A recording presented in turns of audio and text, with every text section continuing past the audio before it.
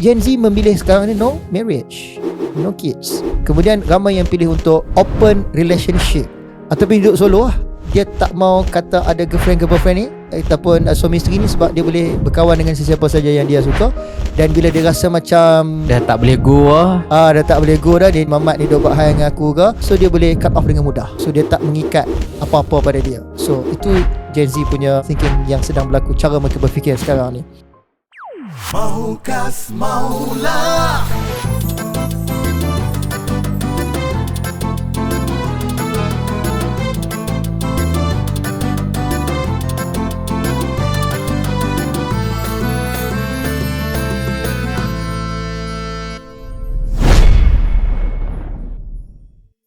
begitu panjang dan padat saya rasa kita kupas yang mana Tuan sampaikan pada kami sangat-sangat. Saya rasa boleh kita nak relate dengan Gen Z ni untuk Gen Z ambil manfaat.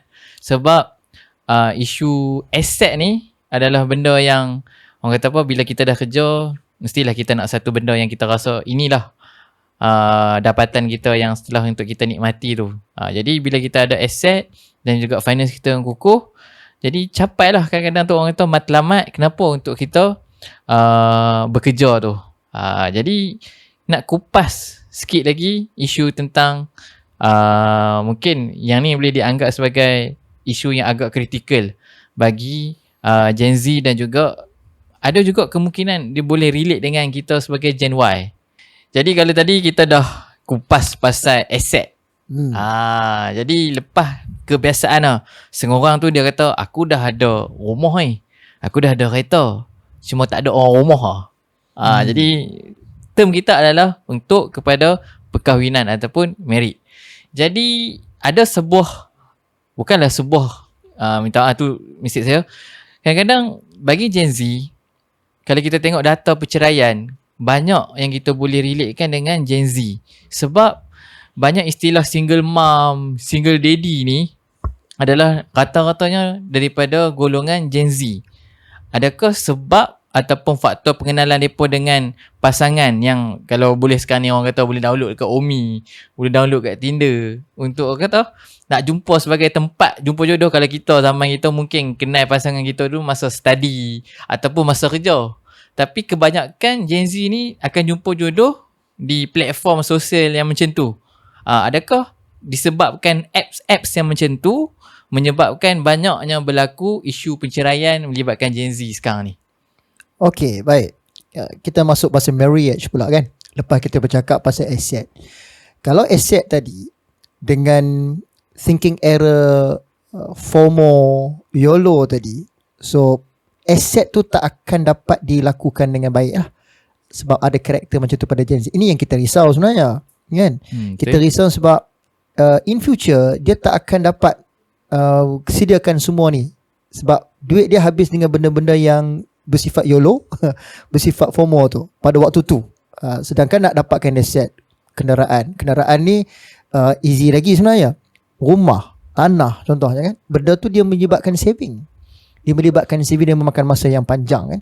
So bila panjang dengan ada je FOMO YOLO tadi tu, kita tak nampak benda tu boleh dibuat dengan betul. Sebab bila bercakap tentang asset finance, maka benda tu nak kena ready dengan satu mood yang panjang. So dia kena bijak. Gen Z kena tahu tentang delay gratification. Dia kena lambatkan rasa gratification tu. Bukan tak boleh beli nanti. Bukan tak perlu sekarang, nanti boleh benda ni. So nak tanamkan benda tu dia tak mudah sebenarnya. Okey, kerana itu dia bawa kepada marriage. Sebab marriage ni dia lagi panjang, lagi besar. Lagi besar. Dia melibatkan manusia, dia melibatkan kelahiran zuriat dia, keturunan dia. So kalau aset yang simple tadi tu pun dia tak boleh nak control, macam mana nak pergi kepada marriage? Betul. Itu dia punya kaitannya. Dan marriage ni pula orang akan tengok comeback kepada aset tadi. Kan, stable ke tak mamat ni nak kahwin dengan aku kan? Kan, apa benda yang dia ada ni? So tengok-tengok apa pun tak ada. Kau apa ada tu? So bila apa pun tak ada, sebab apa pun tak ada, kerana FOMO YOLO tadi, dia punya thinking error dia berlaku kat situ. So macam mana marriage ni boleh dilihat bertahan sebagai boleh bertahan? Walaupun kita faham Bukanlah kerana aset tu boleh bertahan, tapi itu indikator untuk menunjukkan dia punya effort. Kan, effort dia, kita nak tengok apa yang dia ada adalah berdasarkan kepada cara dia menyimpan, cara dia membeli dan sebagainya. Okay. So bila kita cakap tentang marriage pula, dan inilah trend yang berlaku sekarang, kalau kita tengok kan, no marriage, no kids, tak mau kahwin, tak mau anak. Dia ada juga yang nak kahwin tapi tak mau anak. Betul. Dia nak kahwin tapi tak mau anak. Yang tak mau anak tu lagi Koh. lagi Maulana. dia lebih lagi tinggi kan. So kalau dia nak kahwin tak mau anak tu, kita faham pasal apa? Comeback kepada dia tak mahu tanggungjawab. Tak mau terikat tanggungjawab. Dia mungkin satu kerana dia melihat kepada apa yang berlaku di sekeliling dia kan. Ramai orang tak boleh bertahan. Ramai orang tak boleh, fragile. Dia punya marriage tu sangat fragile. Keduanya sebab kos tinggi lah. Kos menguruskan anak ni tinggi sebenarnya. Betul. Kos dari segi duit dan kos dari segi masa yang perlu kita berikan kepada anak-anak ni. Kos tenaga, Kos mental, emosi kita kan. emosi betul. Dan setiap fasa perubahan anak tu, dia akan membawa kepada kos yang berbeza-beza. Ada orang kata semakin anak ni membesar, semakin kos tu berkurang. Jawapannya tak. Memang ada data dan faktor. Maksudnya makin anak tu meningkat, maksudnya kos tu makin pun akan meningkat. Logiknya dilihat macam tu. Logiknya macam tu lah. Maksud saya, kos waktu kanak-kanak, waktu dia bayi, mungkin susu pampers. Bila meningkat dewasa ni, dia ada mungkin, demand macam-macam.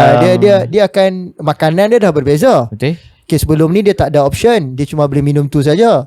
Sekarang dia dah boleh bercakap, dia dah boleh kata ni dia nak, ni dia tak nak. Kemudian dia dah boleh buat perbandingan dengan kawan-kawan dia. Kawan-kawan dia ada, kenapa dia tak ada. So nampak tak, dia semakin lama semakin meningkat kos sebenarnya.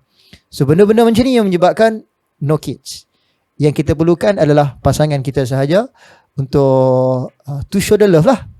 To show the love, untuk ikat komitmen dan kita berkahwin.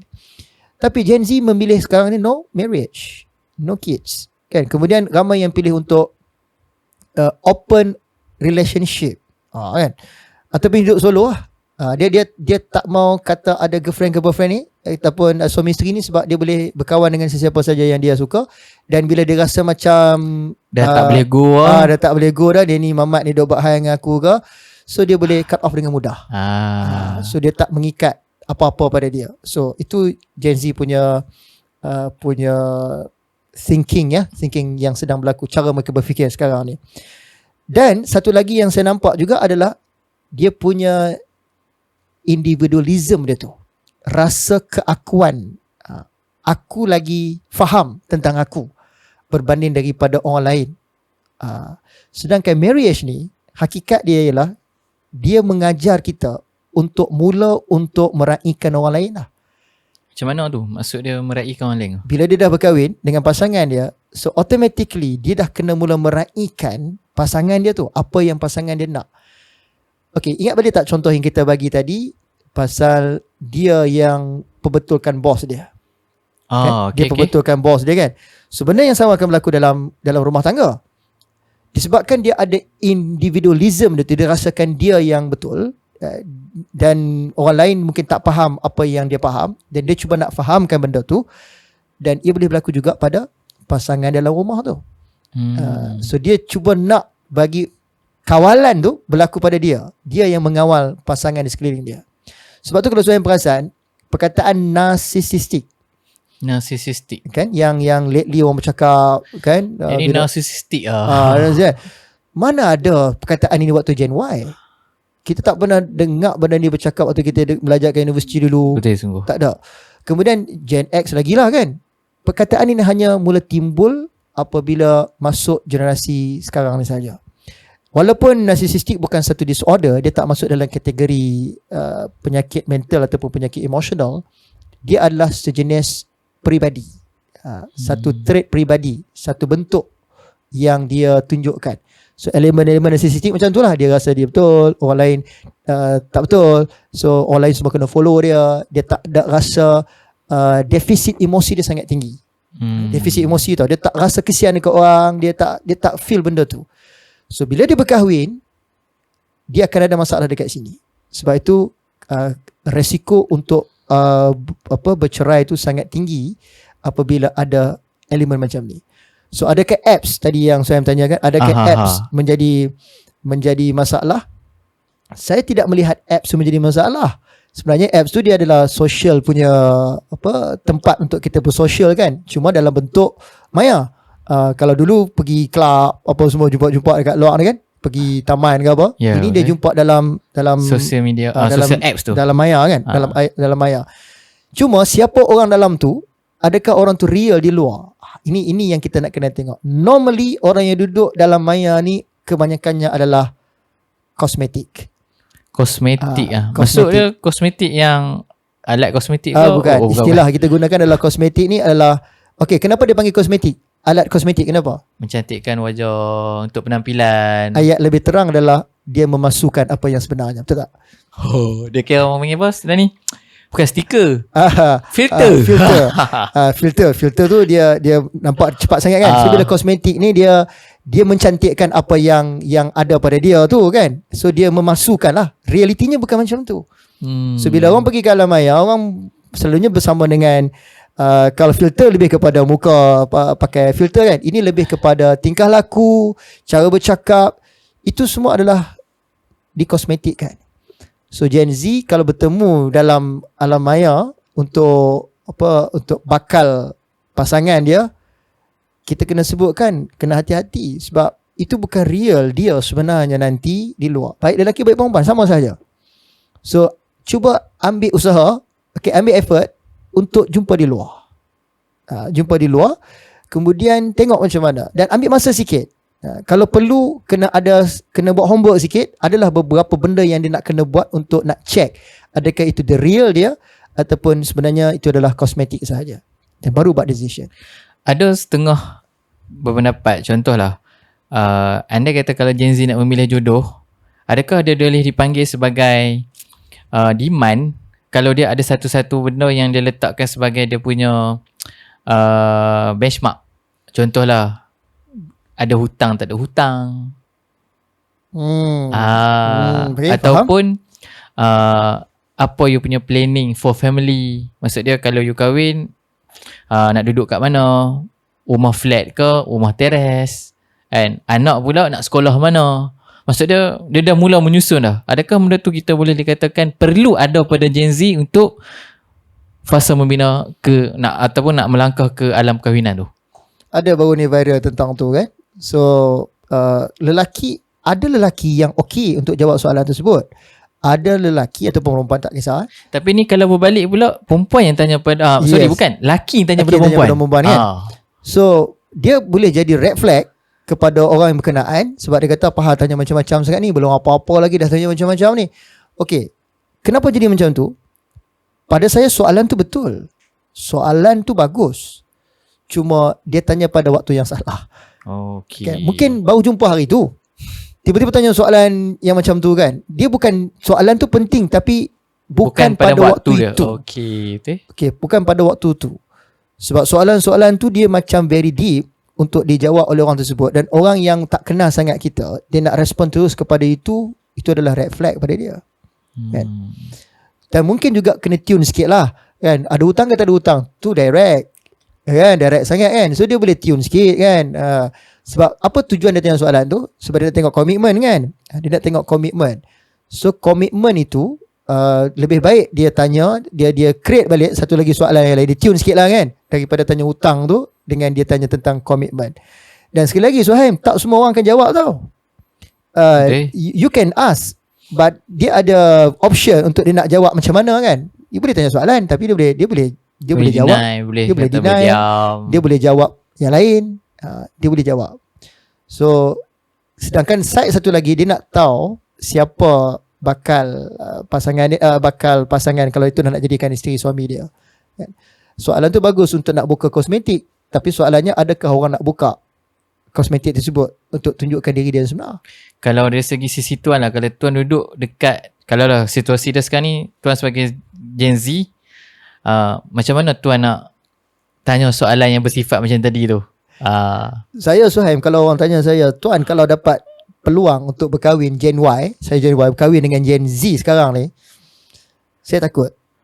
Saya boleh Takut katakan saya takut. Saya takut untuk nak nak mengontrol ataupun dikontrol. yes.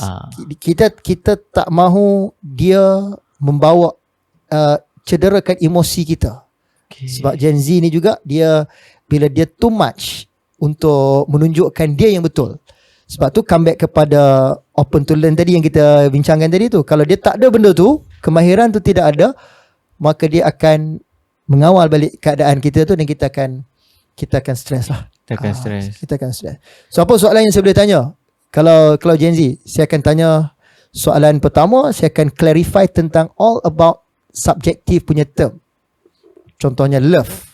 Apa makna cinta kepada kamu? Tak berat lah. Sebab daripada situ dia bukan soal berat ke tak. Kita akan tengok apa yang dia faham tentang itu. Tentang love tu. Normally orang akan tanya apa Suhaib? Do you love me? Kan ini cerita marriage kan? Do you love me? Yes I am. Itu jawapan dia kan. Simple sangat, ringan sangat pula.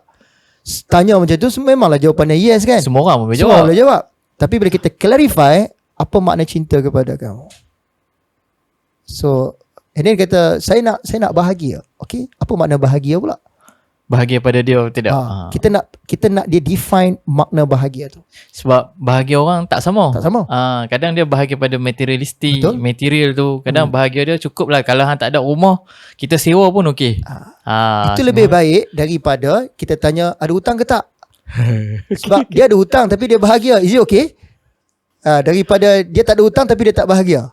So, apa sebenarnya yang kita nak? Saya lebih suka tanya soalan yang macam tu.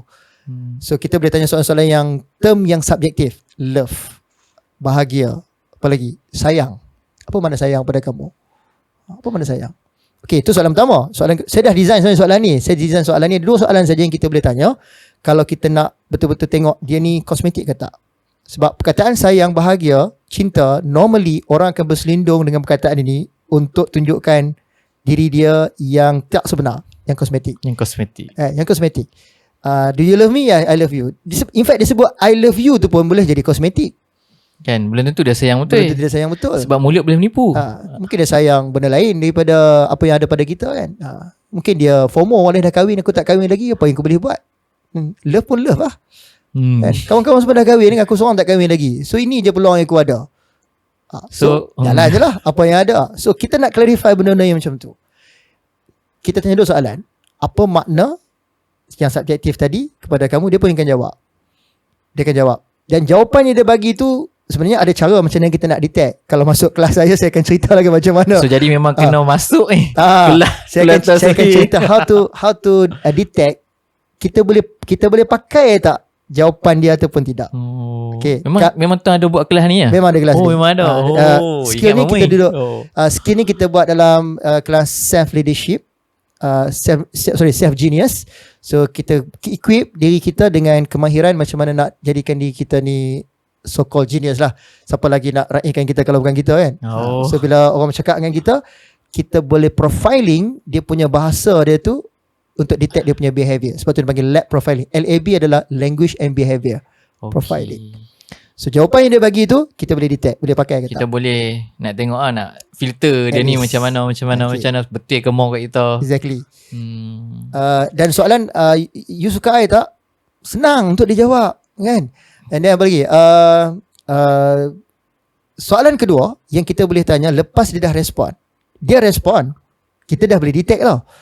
Boleh pakai ke tak. Tapi kita tak akan sebut. Dalam kelas saya tak akan ajar untuk terus sebut, oh tak boleh pakai ni jawapan dia ni, tak boleh pakai ni, kosmetik ni, bohong ni. Dia akan jauh lagi lari daripada kita. Lari ni bukan lari fizikal tau. Dia akan bersembunyi lagi. So kita just dia akan lagi kosmetik lah. Dia lagi kosmetik lah. Okay. So kita akan okay tak apa, kita simpan dulu jawapan dia. Soalan kedua ni penting. Dia dah bagi jawapan kan. So okay, contoh-contoh. Suhaim jawab soalan saya tadi. Ni dah lain macam ni kalau tanya soalan ni kan. Apa makna sayang? Saya bukan tanya sayang tak dekat saya. Lain tau. Sayang tak dekat saya, itu lain. Itu dah cerita lain dah ni. Itu bukan maula dah ni. Itu dah. So apa makna sayang pada Suhaim?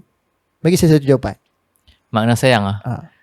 Kita bertanggungjawab dengan apa yang kita akan lalui bersama-sama macam tu lah. Okay. So jawapan tersebut kan, cara tu pun dah macam asal boleh kan. Tapi kita boleh detect kan. Kita dapat detect. Oh boleh pakai ke tak jawapan. Okay, tak apa. Yang penting kita dah dapat jawapan. Next. Yang kedua. Ini yang penting. Ini yang nak memasakkan connection antara berdua yang marriage tadi tu. So dengan jawapan yang Suhaim bagi tadi, kalau isteri tanya lah ni kan, bagaimana isteri nak memaknakan sayang yang Suhaim sebut tadi kepada dia?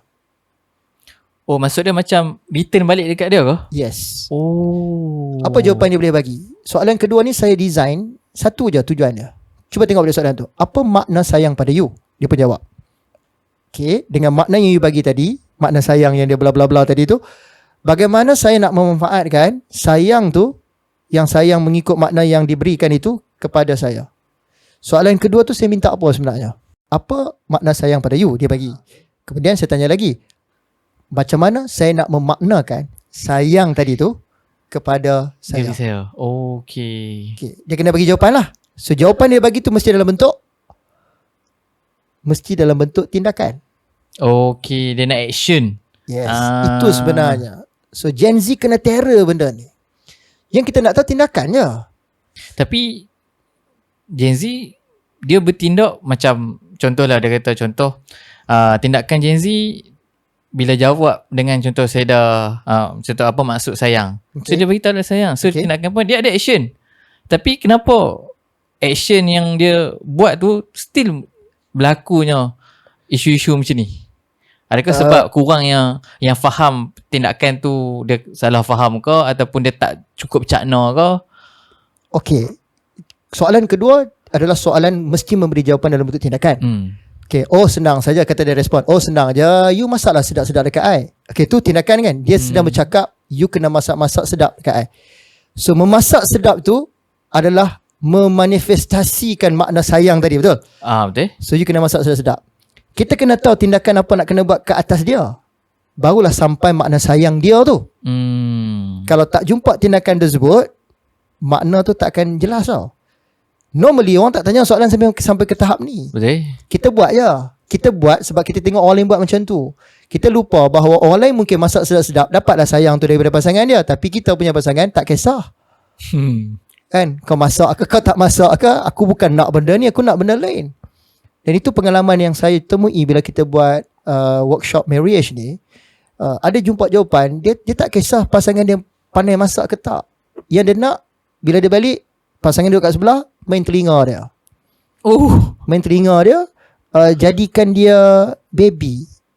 Okay. Dia gunakan istilah cosplay lah kan. Dia nak jadikan diri dia tu dilayan seperti mana baby.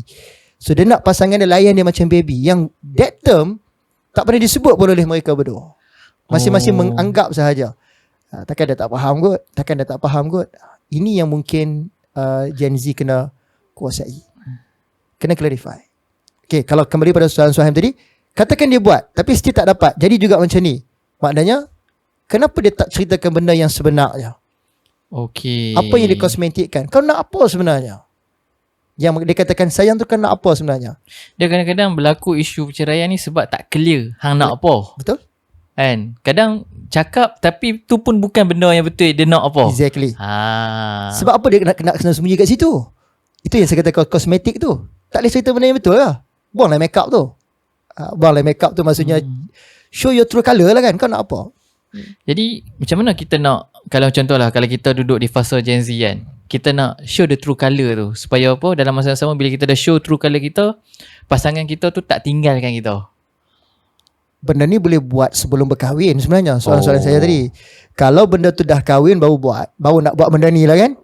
So waktu tu kita kan nampak, sebab perkahwinan ni dia bukannya mengambil peluang atas pasangan.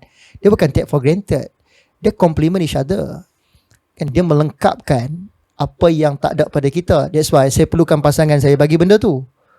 Dan saya juga memerlukan, saya juga kena bagi sesuatu pada pasangan sebab dia perlukan benda tu.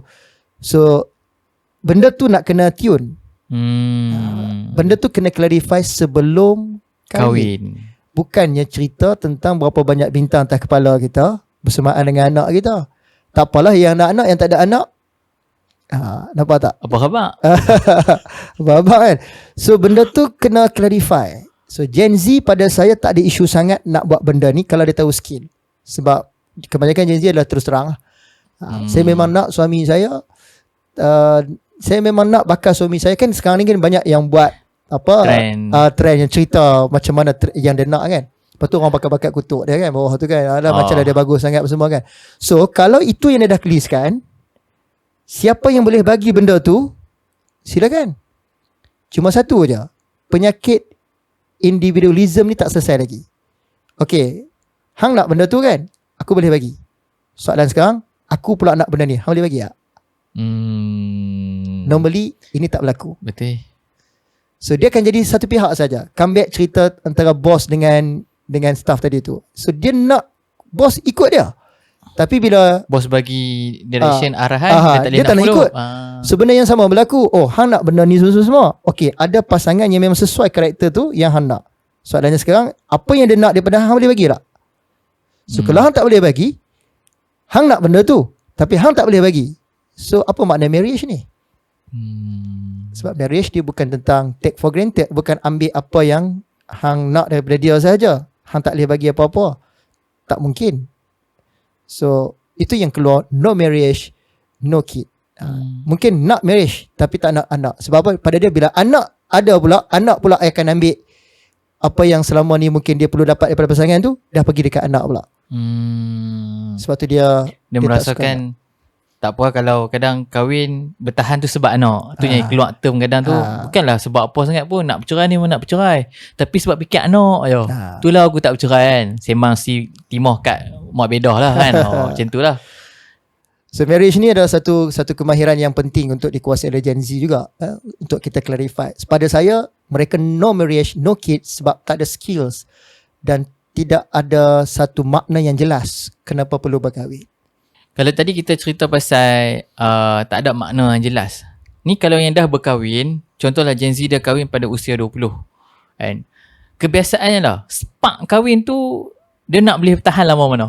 Kalau dari segi pengalaman tuan handle kes-kes ataupun seminar berkaitan tentang perkahwinan ni, spark tu kahwin dia ada fasa-fasa dia kan. Dan berapa lama fasa tu sebenarnya dia akan nak, kita nak kena charge dia balik.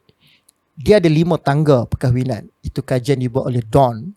Dia buat kajian berkaitan dengan fasa yang mesti dilalui oleh orang yang berkahwin. No shortcut, no highway. Tidak ada shortcut jalan terus nak lompat ke ataupun nak pakai highway nak speed, tak boleh. Dia akan ikut proses tersebut. Fasa pertama dia panggil romantic love, cinta romantik. So fasa ni maksimum dia boleh pergi setahun, minimum 3 bulan. Feel dia punya romantic love tu. Minimum 3 bulan? 3 bulan je. Lepas tu dia goyang. Sebab apa? Dia baru jumpa true colour pasangan dia. Kosmetik yang selama ni yang dia nampak tu dah hilang. Different. Bila tidur dalam rumah sekali, tidur sekali, kan? Aktiviti harian bergerak serentak bersama, different. Tadi jumpa dalam apa? Omo lah apa semua kan, apps tu kan. Itu bukannya jumpa tiap hari. Itu pun dah ada preparation, dia dah prep tau sebelum dia buka apps tu. Dia dah make up dah apa semua kan. Ini lain. Dia buka prop tu daripada perempuan elok terus jadi. Itu perempuan lelaki sama kan. Lelaki sama. So bila duduk rumah sekali, fasa 3 bulan pertama tu dia akan nampak benda tu. Sebab tu kalau saya perasan, orang yang buat PJJ kadang-kadang dia punya survivor dia panjang sikit. Orang yang berkahwin PJJ kan, sebab dia tak jumpa dalam rumah tu tiap-tiap hari juga. Tuan bisa PJJ? PJJ saya PJJ terlalu lama tak lah. PJJ sebab bekerja lah. Sebab bekerja. Yalah, semua orang bekerja sebab bekerja kan. Maksudnya tak ada lah. Bukanlah sebab tak boleh nak kawal sampai tempat suami A kat sini, isteri dekat B, tak lah. Okay. So survivor tu lebih panjang. Next, dia akan bertemu 3 bulan tu, kemudian paling maksimum setahun. Kenapa setahun? Sebab kelahiran anak. Kelahiran anak. Sebab yalah, orang berkahwin tempoh paling, orang kata paling mature setahun lah kan untuk dapatkan anak. Sama ada dia dapat anak ataupun tak dapat anak, setahun adalah fasa untuk membawa dia stres. Tekanan akan berlaku dekat situ. Dia akan pergi pada stage yang kedua, tekanan dan kecewa. Tapi kalau kadang ada yang trend dapat anak dalam tempoh setahun perkahwinan tu akan jadi lebih stres. Betul. Sebab ada yang pendapat yang cakap kadang ambil masa dulu duduk dengan pasangan. Anak ni bukan plan tapi lambat tak apa. Mungkin 2 tahun lepas kahwin ke 3 tahun lepas kahwin ke. And sebab setengah-setengah rata-ratanya bila yang dah kahwin ada anak mungkin atas faktor mungkin tak ready ke apa. Pun boleh jadi juga ke tuan? Dia jadi setahun ni sebab apa? Kata Don, sebab setahun lepas perkahwinan, bila dapat anak tu akan mengubah kita punya kehidupan tau. Cara kita, masa kita rehat, masa kita tidur dah tak sama dah. Betul. Sebab anak tu. So dia membuatkan kita rasa totally different. Itu untuk mereka yang ada anak. Untuk mereka yang tak ada anak pun sama. Orang akan mula bertanya pula bila nak ada anak. Lepas setahun tu, dah kahwin setahun ni takkan tak ada anak lagi. So dia akan mengubah juga cara hidup dia. Walaupun dia tak sama macam yang ada anak, tapi orang akan keep in asking, akan bertanya. So sama juga dia pergi sampai 2 tahun. Okay, mula-mula bagi dia tak, kami tengah plan ni, tak mau anak awal sangat. Tapi sampai 3-4 tahun kalau tak ada anak, orang dah lain dah ni. Betul, orang akan tanya, orang tanya ada masalah apa? 6-7 tahun tak ada anak lagi, plan apa sampai 6-7 tahun ni. So dia memakan diri balik kepada alasan tahun pertama dia dulu. Awal-awal dulu boleh kata plan, sekarang ni dah 6-7 tahun dah. So sebab tu diorang kata kok mana pun stage pertama romantic love akan pergi kepada frustrated, tekanan dan kecewa. Ini yang lama. Ini yang pergi sampai 30-40 tahun ni. Ada orang berkahwin, dia stuck dekat sini, stage kedua. Padahal ada stage yang ketiga, power line dia panggil try and adjust. Kemudian ada stage yang keempat. Stage yang keempat ni stage yang ketiga ni sedar dan tahu. Sedar dan tahu. Dia aware. Oh, macam ni rupanya perkahwinan. Stage yang ketiga. Orang yang tu, macam ni, itu bagus. Par line. Dia par. Selagi mana tak sampai dekat situ, dia akan stuck dekat stage yang kedua. Dan stage kedua berisiko tinggi untuk exit. Exit ni cerai. Dan dia kahwin pula dengan orang lain, naik pula romantic love. Inilah pasangan aku sebenarnya. Dia lupa, dia akan turun balik nanti tau. Dia akan balik ke fasa kedua tu. Fasa kedua balik. Exit lagi. Naik balik, jumpa pula pasangan ketiga, dia akan repeat kat situ. Over and over. Selagi mana dia tak pergi kepada stage yang ketiga. Nak pergi stage ketiga, macam mana nak buat? Dia kena ada knowledge. Dia kena aware. Macam ni rupanya bukan bau, kau faham. Baru stage ketiga ada 2 lagi. Stage keempat adalah try and adjust. Proses tu, nak adjust dengan pasangan tu, ambil masa. Dan stage yang terakhir adalah true love. Cinta sebenar. Ada orang dapat, ada orang tak dapat. Sebab try and adjust tu lama sangat, salah seorang mati dulu lah. Sampai mati dulu. Tapi tu, kalau kahwin 40 tahun, adakah kita boleh panggil sebagai true love tu? Boleh jadi ya, boleh jadi tak. Sebab walaupun dia pernah achieve dekat true love, dia tak akan selama-lamanya dekat true love tau. Sebab umur kita semakin tua, cara kita punya interaksi kita dalam marriage ni berbeza. Waktu kahwin dulu muda lagi, kan? Sampai satu masa bila kita dah meningkat usia kita, different pula. Sebab semua orang tak pernah rasai pengalaman pada umur tersebut. Okay. Kan? Pasangan kita yang kita kenal dulu adalah pasangan kita yang muda. Pasangan kita yang tua belum lagi. Kan? Benda tu mungkin 10 tahun, 20 tahun daripada sekarang. So, try and adjust lagi. Sebab tu, ada yang achieve true love, dia akan turun balik. Dia akan bermain dekat situ. Over and over juga. Dia naik true love, dapat adjust. True love, adjust. At least over and over dekat situ lebih baik daripada over and over yang awal tadi. Stage pertama kedua tadi. Sebab over and over kat situ bahaya. Dia fragile, dia boleh cerai. Yang dekat bawah ni, macam mak ayah kita lah kan, kalau bergaduh ke apa kan, taklah sampai bercerai kan, dia adjust lah dengan cepat lah. Dia akan fix balik, dia akan bincang balik. So itu lebih matang dekat situ. Sebab tu perjalanan kita ni, yang mana yang berkahwin untuk Gen Z ni, dia nak pergi ke situ, true love. Tapi ramai orang ingat bila berkahwin itulah segala-galanya. Dia dah capai dah true love dah. Sebab tu saya jumpa orang berkahwin, saya tak pernah kata selamat pengantin baru. Saya kata kat dia selamat berjuang. Ya, selamat orang lain sambung dengan pengantin baru tak, selamat berjuang. You kena fight untuk dapatkan stage yang kelima tu. Kalau saya selalu cakap kat orang yang berkahwin ni, malam-malam hang dah tak selamat lah. Tak selamat sebab banyak faktor. Dia kena fikir dah pasal pasangan, dia kena fikir dah esok ataupun hari-hari yang mendatang tu, apa yang nak buat untuk pastikan kekal maintain. Contohlah fasa dia fasa pertama tadi tu. Sebab tu perumpamaan saya lah. Biasanya kalau orang dah kahwin, saya cakap malam-malam tak selamat lah. Kalau kita sebagai orang yang tak kahwin, kita mungkin boleh tidur dengan Lena, tak payah fikir lah siapa di sebelah kita, apa yang kita nak kena bagi pada orang sebelah kita, cukup pakai makan. Itu yang mungkin dari segi perumpamaan saya lah. So, malam-malam tak selamat. Malam-malam tak selamat lah. So dekat kalau macam tu siang selamat pula ataupun malam-malam tak boleh nak tidur malam. So dia fikir depa ni kan, Esok tu nak buat apa? esok nak buat apa, nak teruskan nak keluarga teruskan kita kan. So that is the flow. Sebab itu barangkali Gen Z ni dia takut untuk berkahwin. Sebenarnya dia takut, sekali lagi thinking error. Sebab tu basic dia adalah thinking error sahaja. Thinking error. Kesilapan mereka berfikir adalah takut berkahwin. Result dia adalah no marriage, no kids, sebab takut dapat anak kan.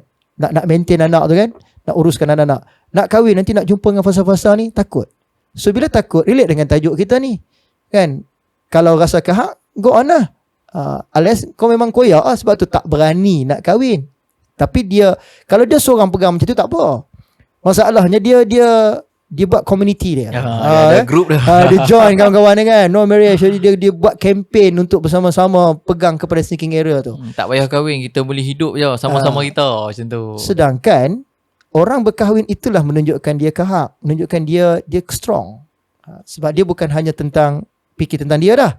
Sebelum ni fikir makan sekejap lagi kau seorang lah kan, RM10 settle. Betul. Tapi lepas ni semua kali 2 tu kan. Kemudian dapat anak nombor 1 dah. Betul. Pamper susu dia dulu, kita lapak sikit tak apalah, tapi dia susu kena settle dulu, apa-apa pun.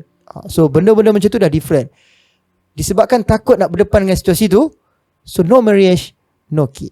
So Gen Z yang bagus sebenarnya ada Gen Z yang berkahwin. Gen Z yang boleh terus dan berjuang, mungkin terus kuat untuk nak bukan fikir tentang dia saja, tapi fikir juga tentang orang sekeliling dia. So automatically dia pegang selama ni tentang diri dia tu dah hilang dah. So dia dah mula fikir tentang orang lain. Okay. Jadi kalau tadi kita duk bincang-bincang, yang pertama tadi kalau kita petik pasal tentang study, kalau yang kedua tadi tentang career, dan ketiga tadi tentang asset ataupun finance. Kan? Kemudian yang last kita kupas tadi tentang merit. Sebenarnya bila kita susun akronim ni, dia jadi scam. Betul? SCAM kan? Jadi scam. Saya pun baru perasan bila tadi tuan duk susun saya duk tulis, rupanya dia jadi akronim pada scam. Scam ni sebenarnya siapa yang kena scam? So Gen Z telah men-scamkan diri dia sendiri kalau thinking error tak diubah. Okey. Itu kesimpulan kita boleh buat dia. dalam pertemuan kali ni kan. So mungkin selama ni dia rasa orang scam dia, tapi corak berfikir yang salah sebenarnya adalah scam yang paling nyata kepada diri sendiri. So study ada thinking error yang salah, betul? Betul. Kemudian tadi kita bincang pasal career, thinking error yang salah juga kan. Dia ingat kerja sendiri boleh freedom, padahal tak. Study tanpa belajar, dia ingat boleh dapat gaji yang best kan, tak menjamin gaji dia semua. Scam, benda yang thinking error. Asset kan, dia ingat beli sekarang tu the best for more, padahal dengan menyimpan tu delay gratification, bukan tak boleh beli nanti. Saving lebih banyak, itu penting. Thinking error juga. Dan marriage, ini paling besar lah. No marriage, no kids adalah thinking error yang paling nyata. So scam, SCAM itu adalah kesimpulan yang kita boleh buat lah untuk pertemuan kali ni.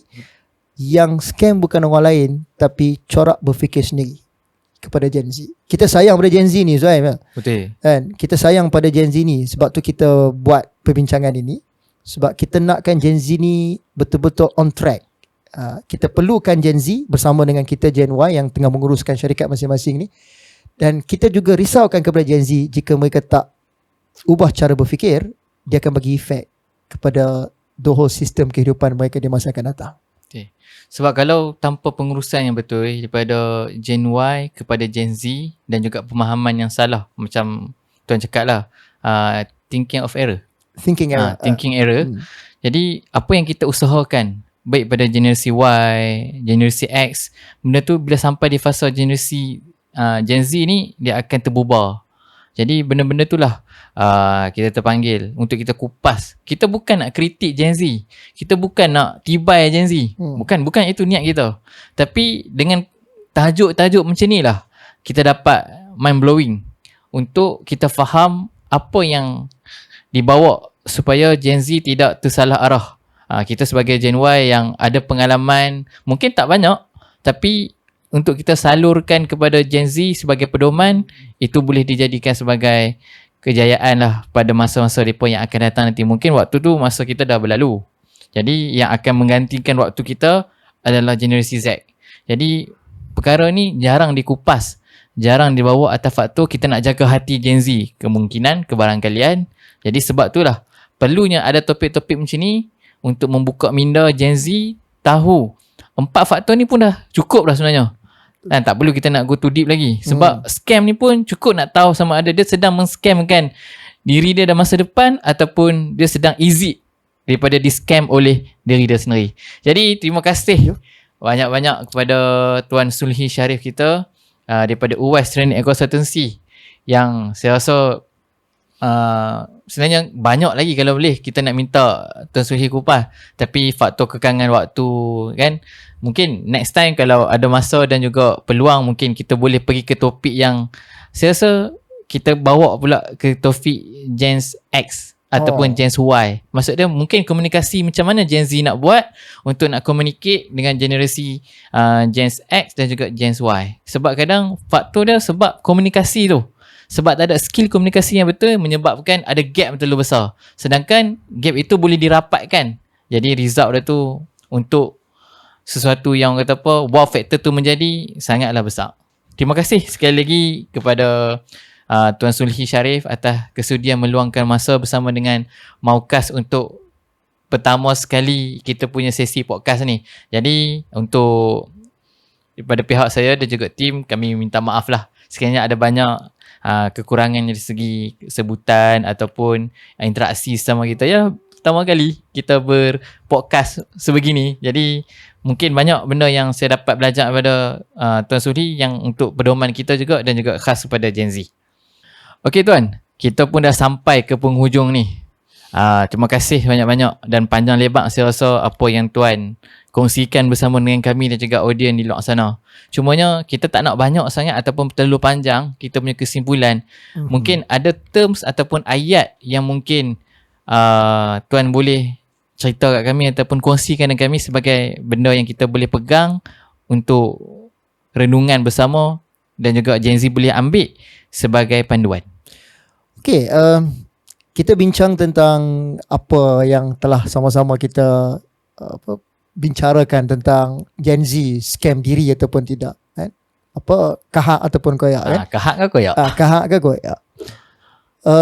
Satu sahaja, kita sebut benda ni bukan nak sebut Gen Y kita ni betul semua keadaan, kan? Tapi buat masa sekarang, masa yang ada ni adalah kita yang lead keadaan situasi ni, kan? Kebanyakan Gen Y dia menguruskan syarikat masing-masing. Dia adalah mungkin CEO company, dia adalah manager kepada company, dan Gen Z tengah mengisi untuk bekerja, kan? So daripada kita, ini saya duduk dekat side Gen Z lah, daripada kita, kemahiran yang kita ada, kepakaran yang kita ada, daripada kita duduk dan nak menyusun, mengawal orang yang mungkin lebih banyak pengalaman yang dia reflect tu, why not kalau kita just try and adjust, okay? Try and adjust, bukan try and error. Bukan. Kalau try and error, try dan buat kesilapan, dan kita buat lagi kesilapan tersebut, kan? So kita try, tengok macam mana, dan kalau nampak benda tu tak ngam, kita adjust. Kemahiran untuk adjust ini sangat penting jika Gen Z nak berada dengan track yang betul. So kita nak grow sama-sama ni. Itu point kita, Suhaim, ya. Ini yang saya nak lock dari sini adalah Gen Y tak pernah rasa hasad dengki kepada Gen Z. Okay? Gen Z juga tak perlu rasa yang benda yang sama kepada Gen Y. Kita nak grow sama-sama. Okay? Kita nak bantu dan kita nak hidup bersama-sama. So kombinasi antara Gen Y dengan Gen Z ni boleh buat sesuatu yang besar. Baik kepada diri, baik kepada keluarga dan juga kepada ekonomi negara kita. So kita nak membantu sampai ke tahap itu. Terima kasih atas jemputan Maukas Maukas by Maula. By Maula atas jemputan, insya-Allah Kalau ada apa-apa yang kita boleh bicarakan lagi di masa akan datang, insya-Allah saya sudi untuk membantu. Pada saya ini antara ruang platform lah yang terbaik untuk kita sampaikan kepada Gen Z dengan cara-cara yang lain macam-macam lagi kan, tapi ini salah satulah yang boleh saya sumbangkan. Terima kasih sekali lagi. Mudah-mudahan ada manfaatnya pertemuan kita. Sedikit kalau pada tuan yang mungkin audiens kita kat sana nak lebih mengenali tuan, kat mana yang boleh depa research ataupun depa cari? Saya pakai Facebook. Pakai Gen Y Facebook. pakai Okay. Facebook. Saya pakai Facebook sebab banyak saya punya networking saya, orang keliling saya ni, circle saya ni banyak orang yang Gen X. Training-training yang saya buat banyak melibatkan orang dewasa kan. Jadi saya kena ada Facebook lah sebab mereka cari di sana. So boleh cari Solihi Sharif. Nanti boleh paparkan di skrin itu. Boleh cari nama saya di Facebook. Kemudian saya juga ada di TikTok. TikTok ada juga. Nama yang sama, Solihi Sharif. Saya juga boleh cari di Instagram. Ada juga di Instagram Solihi Sharif. So nama saya saja. So insyaAllah kita boleh berinteraksi lagi ya di ruang sana nanti insyaAllah.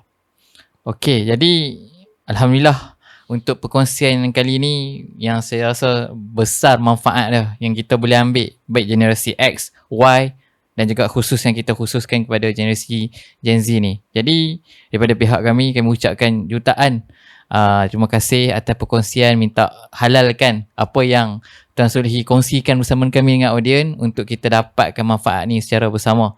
Dan anda kata kalau Tuan Solihi berminat ke depan untuk mungkin boleh kita bawa lebih medium yang besar. Mungkin Tuan Solihi ada ruang nak dibuat untuk training, boleh kongsikan dengan Maukas Maula dan kita boleh bantu untuk kita war-warkan kepada audiens sana. Dan juga akhir kata terima kasih sekali lagi tak terhingga atas tenaga, masa yang saya rasa mungkin ini adalah benda yang susah sebenarnya kami nak dapat daripada Tuan Solihi sebab kita memahami masa yang Tuan Solihi tu sangatlah padat. Sebab kita nak log ni pun saya rasa dalam WhatsApp kita tu sat-sat lah. Pendek-pendek lah. Boleh tak? Kan? Berapa audit dah macam tu. Jadi terima kasih daripada pihak tim Maukas by Maula ini atas podcast yang pertama, julung-julung pertama yang kita panggil Tuan Solihi untuk kita bicarakan topik sebenarnya yang berat Gen Z ni. Jadi akhir kata moga Tuan, doa kami, sokongan kami kepada Tuan Solihi moga terus bermanfaat menyebarkan perkara-perkara yang baik ni untuk kejayaan semuanya insya-Allah.